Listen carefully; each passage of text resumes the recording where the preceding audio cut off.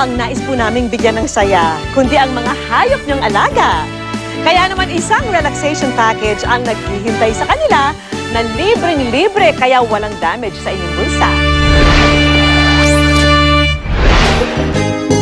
Ang ating mga alaga di lang mga bantay o man's best friend. Ngayon, itinuturing na rin silang bahagi ng pamilya.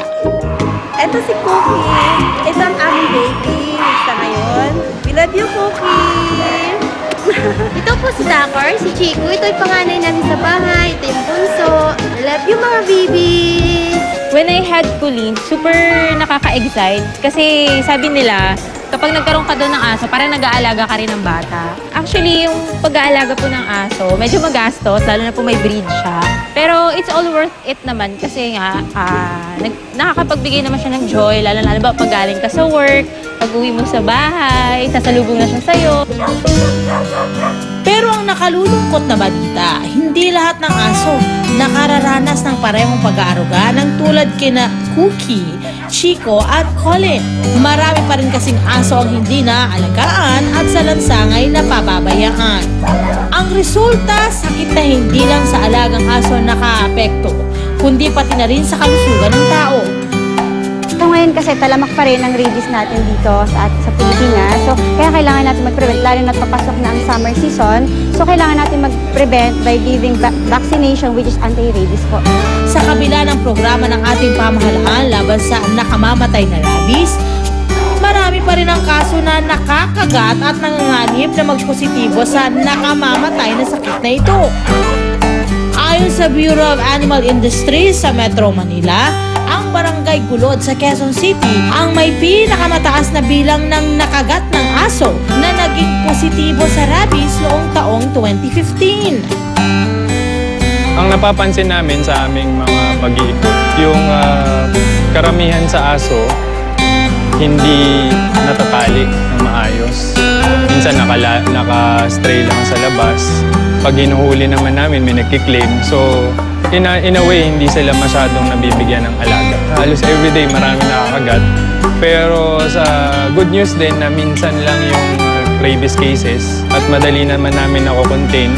Once na may nakagat na positive sa rabies, agad naman na-actionan. Kaya para ang aso at tao ay mapangalagaan, mahalaga ang pakikipagtulungan. Good news ang aming inihanda kasama ang isang team of experts mula sa Pet House. Bali, ang good news natin for today, meron tayong mga free services na ino-offer para dun sa ating mga kababayan dito sa Barangay Gulod. Meron tayong mga free services like grooming, and then deworming, free vaccination, especially anti-rabies po, and even free consultation na rin. Handa na ang ating libreng pet clinic. Kaya, doggies, roll over na papunta rito. Kung ano pong gagawin sa clinic, wala siya sa anti-rabies po. Check po muna natin yung mga temperature, check muna natin siya kung fit siya for vaccination. Responsibilidad ng mga may-ari na bigyan ng wastong tirahan ng mga alaga para hindi sila basta-basta pag-alagala. Dapat din daw taon-taon ang magpapabakuna para hindi sila tamaan ng rabies.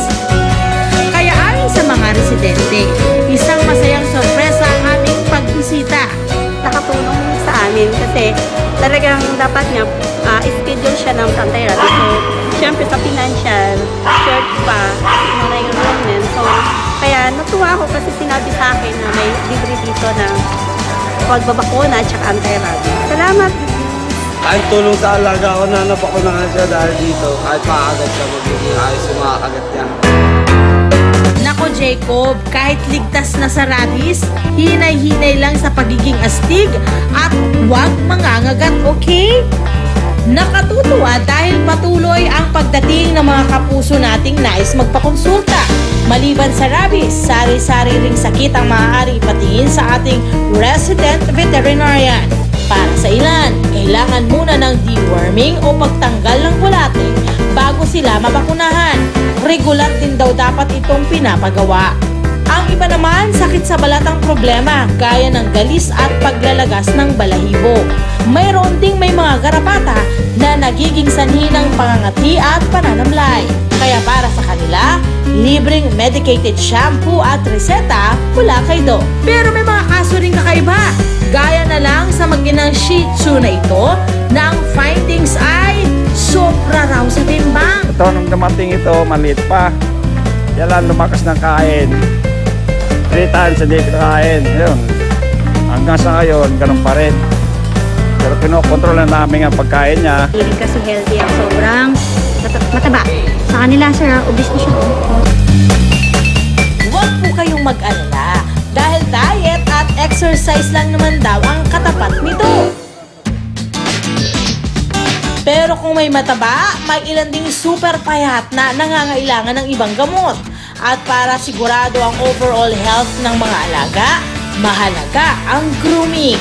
Aba, hindi lang ito basta-bastang pagpapaganda dahil bahagi rin ito ang paglilinis ng tenga at mata. Importante rin ang pag-groom sa aso. Una, siyempre para at least, especially for long hair, na kailangan natin i-trim. Kasi karamihan kapag nagkakaroon ng mga matted hair, doon nag-start nagkakaroon ng mga skin irritation. And even yung mga basic things na kailangan like paglilinis sa tenga, and then para at least ma-check din yung mga parasite like ticks. Kung sa umpisa, halos panay may foreign breed ang mga aso na nakinabang sa ating libreng grooming, hindi naman nagpadaig ang mga aspin o asong Pinoy. Ito ay mahal na mahal ko tulad ng pagmamahal natin sa ating kapwa-tao. At tinatawag ko siyang asong Pinoy, hindi askal. Kasi bilang pagpapalagas ng isang tao, dahil pinapalagan din natin ang hayop. Kasi mahal pag nag-ano ka ng aso. Pag romantic, dito libre lang. Ito namang si Nanay Priscilla na may alagang 3 Shih Tzu na sulit ng gusto ang libreng pet clinic. Ito pa rin yung naalaga ko. Ito ang lola na anak namin ni Nikita. Ito naman si Sam na ni Sunshine. Unang nagpakonsulta ang mag-iina na sina Sunshine, Nikita at Sam. At pagkatapos diretso na sa grooming. Gupit dito, gupit doon. At patapos ang ilang minuto, fresh na ulit ang mag-iina at ready ng rumapa. Niwala ko na alagaan sila. Kasi para sila rin tao na may sila dami. Saka mabait sila talaga.